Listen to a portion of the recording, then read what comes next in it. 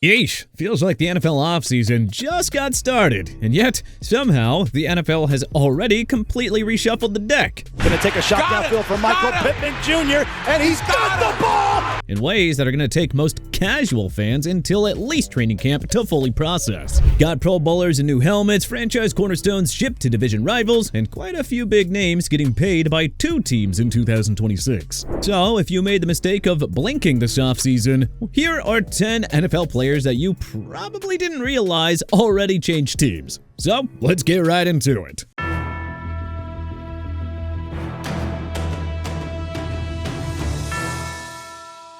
Minkah Fitzpatrick, safety, New York Jets. We're starting here because this is genuinely one of the hardest things to believe when you say it out loud. Minkah Fitzpatrick, the 5-time Pro Bowler, 3-time All-Pro, one of the most decorated safeties of his generation, was traded to the New York Jets for a 7th-round pick, and then turned around and signed an extremely friendly team deal shortly thereafter. This one flew a little bit under the radar because Fitzpatrick is going to turn 30 years old this season and is coming off what was, by his standards, a down year. But for the Jets, this is a real move. They signed him to a 3-year, $40 million extension immediately after the trade. New York's defense has been trying to piece together a legitimate safety tandem for years, and landing a player of Fitzpatrick's pedigree, even if he's slightly past his absolute peak, is a significant upgrade to a secondary that desperately needed one. If you're doubting what this shockingly quiet deal could mean for the Jets, keep in mind, Fitzpatrick was stranded in Miami where dysfunction was running rampant. And the fire sale that followed, well, that gave him a chance for a homecoming. David Montgomery, running back, Houston Texans. The Detroit Lions traded one of their most beloved players away this offseason, and while most of the league seems to be sleeping on this deal, the Detroit fan base is not quietly accepting it. David Montgomery was the physical between the tackles complement to Jahmyr Gibbs' explosiveness, the short yardage back who kept chains moving and took the hard yards when Detroit needed him most. The Lions dealt him to the Houston Texans in exchange for offensive lineman Juice Scruggs, a 2026 4th-round pick and a 2027 7th-rounder. Amon-Ra St. Brown publicly said that he was sick about losing Montgomery and called him an RB1 on 31 other teams. This is a remarkable statement from a teammate about a player your own front office just shipped out. Montgomery reportedly wanted more opportunity after being second fiddle to Detroit's backfield in 2025, and rest assured, he's gonna get that in Houston. For the Texans, he steps into an offense built around CJ Stroud and has never quite solved its short yardage and goal line efficiency, and are in desperate need of some balance via the run game. Adding a proven physical runner to that system is a sensible piece of the puzzle. Detroit is betting Gibbs can carry the full load, Houston is betting on a player who has earned every carry that he's ever gotten. And for some reason, nobody seems to be paying attention to this deal. Wan'Dale Robinson, WR, Tennessee Titans.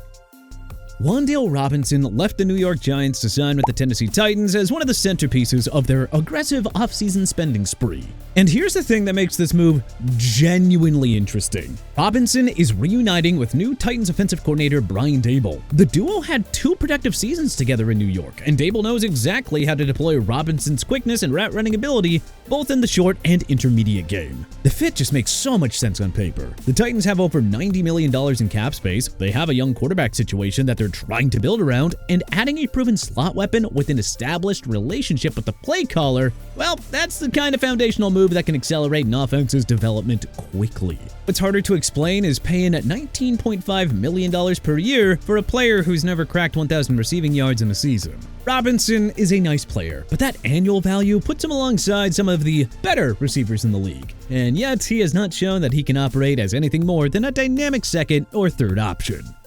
Riq Woolen, cornerback, Philadelphia Eagles. One of the more quietly surprising moves of this entire offseason was Super Bowl champion cornerback leaving the defending champs to sign with the NFC's other powerhouse. Woolen spent 4 seasons with the Seattle Seahawks and was a big part of that defensive revival in the Pacific Northwest, which culminated with Seattle winning Super Bowl 60. But now he's changing allegiances and has joined Philadelphia on a 1-year deal worth up to $15 million. The Eagles lost Adoree Jackson at cornerback this offseason and needed a legitimate starter opposite Quinion Mitchell. Woolen is exactly that profile. He was a Pro Bowler as a rookie in 2022, racked up 53 passes defended over 4 seasons in Seattle, and posted a 31.3% completion rate allowed in man coverage last season. A legitimately strong number. Leave it to Howie Roseman to get the Eagles a Super Bowl winning corner with Pro Bowl upside for essentially nothing against the cap this season. That is exactly the kind of move that makes Philadelphia perpetually difficult to beat. They find value in places other franchises just aren't willing to look. DJ Moore, wide receiver, Buffalo Bills. DJ Moore spent last season as the #1 receiver for the Chicago Bears, a franchise that quickly exited full rebuild mode thanks to the growth of Caleb Williams. But now they're betting on the youth movement in the receiver room, and Moore is in Buffalo, set to catch passes from Josh Allen in one of the most receiver-friendly offenses in the AFC. This one kind of snuck past the general public because, well, it happened before the NFL offseason really even started to heat up. So, for anyone who missed it, Bears traded Moore to the Bills along with a 2026 fifth-round pick in exchange for a second-round selection. Chicago gets the draft capital to keep building around their franchise quarterback. Buffalo gets a legitimate stud receiver at 28 years old who has been productive at every stop of his career, regardless of how incompetent some of the teams he was on were.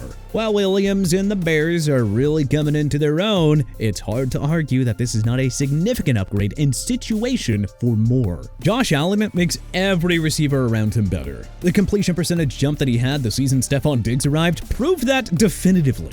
Adding a polished route runner and contested catch threat like Moore to that equation is going to create real problems for opposing defensive coordinators who already have to account for everything else that Buffalo does. The Bears kind of had to make this move given the salary that it unlocked and, the other holes that they had to plug, but hey, make no mistake about it, Chicago fans are going to feel this one the first time that they watch Moore have a big game in a Bills uniform.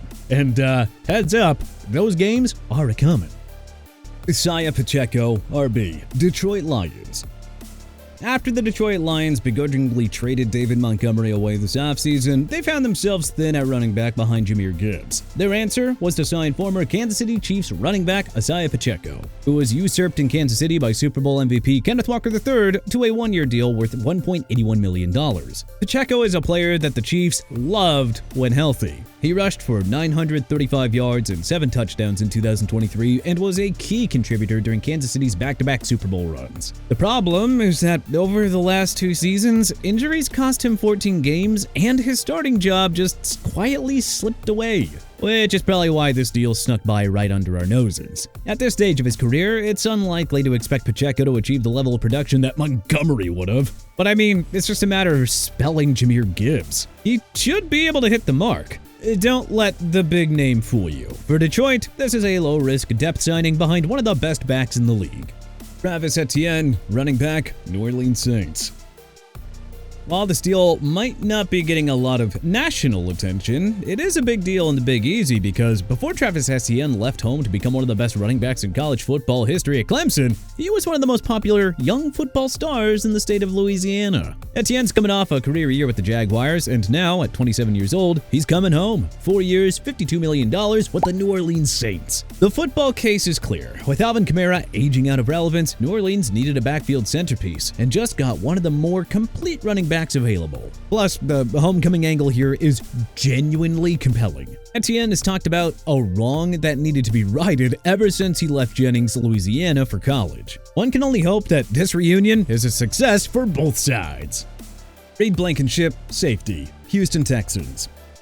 This is an undrafted free agent story that somehow just keeps getting better. Reed Blankenship came out of Middle Tennessee State in 2022, not exactly an NFL pipeline program, and went undrafted. He managed to work his way onto the Eagles roster and spent 4 years with Philadelphia, turning himself into the quarterback of one of the best defenses in the NFL and won a Super Bowl ring in the process. Despite not really wowing anyone with his physical attributes, by every measure, he was a foundational piece for Philadelphia's secondary. Then, free agency opened, and he quietly signed a 3-year, $24.75 million deal with the Houston Texans, with $16.5 million guaranteed. For Houston, adding a Super Bowl-winning 27-year-old safety who has spent the last 3 years operating in one of the league's most demanding defensive systems is exactly the kind of leadership the Texans need around a young roster building toward contention. Especially with that ferocious pass rush that they have in H-Town. Blankenship could be the piece that puts them over the top. Isiah Likely, tight end, New York Giants. After a few years of playing understudy, Isiah likely finally has a chance to establish himself as the go-to tight end because the Baltimore Ravens let him walk and the New York Giants were right there waiting. Likely spent 4 seasons in Baltimore learning behind Mark Andrews, one of the best tight ends of his generation. He flashed legitimate receiving ability every single time he got an extended opportunity, and at 25 years old, he's now stepping into a lead role for the first time in his NFL career. The Giants' tight end situation has been a revolving door for years. Adding a young ascending player who has been developing into one of the NFL's best tight end rooms is exactly the kind of low-profile, high-ceiling move that the New York Giants needed. Likely doesn't come with the headline recognition of some of the other names on the market this offseason, but Giants fans who actually watched Baltimore's offense over the last 2 seasons know exactly what they're getting. A primary receiving target in the making who could have a genuine breakout season in a system that finally features them. Baltimore fans are quietly nervous about this one. They know what they had. Michael Pittman Jr., wide receiver, Pittsburgh Steelers.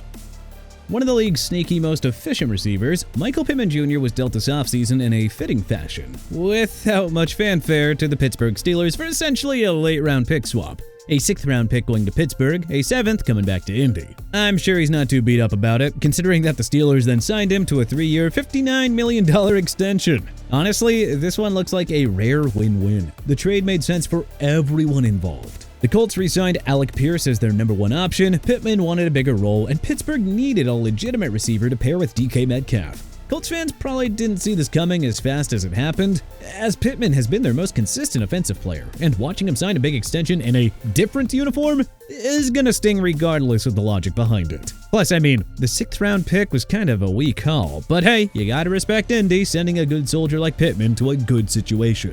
Steelers fans, on the other hand, they gotta be pumped. Pittsburgh's receiver room a year ago was a one-trick pony, but adding a guy like Pittman changes that whole dynamic. Heck, it might even be enough to entice Aaron Rodgers to hold off on retiring for 1 more year. But which one of these moves surprised you the most? And which one do you think is going to have the biggest impact when the season kicks off? Who do you think we're right on? Who do you think we're wrong about? Was there anyone that we may have missed? Let us know in the comment section below. If you liked this video and learned a thing or two, then hey, clicking the like button helps us out a ton. And you know, we really appreciate it. If this is your first time coming around to TPS though, then subscribing is a great idea, because we put out videos like this every single day. But as always, thank you so much for watching, and we'll see you guys next time.